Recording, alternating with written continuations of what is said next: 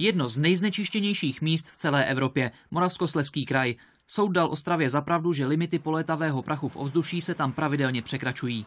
Žalobce však neprokázal a v tomto směru ani nenavrhl důkaz, kterým by bylo prokázáno, že právě nečinností nebo pasivitou žalovaných správních orgánů došlo k nezákonnému výsledku.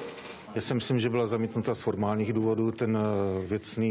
Ta věcná skutková podstata trvá. V podstatě u nás umírají lidé, protože stát nečiní. Podle primátora se Ostrava odvolá k Nejvyššímu správnímu soudu. Město v žalobě kritizuje údajně nedostatečnou podporu státu. Třeba dotace na ekologické kotle jsou podle něj nízké.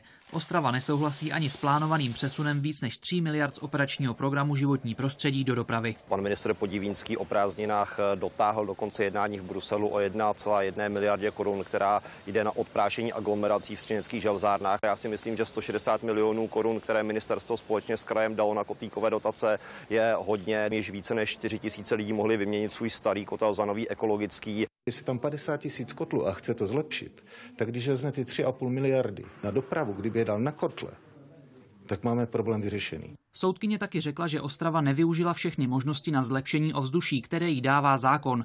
Za problém regionu může podle odborníků částečně i Polsko. Tamní podniky můžou vypouštět 5krát víc polétavého prachu než ty za hranicemi.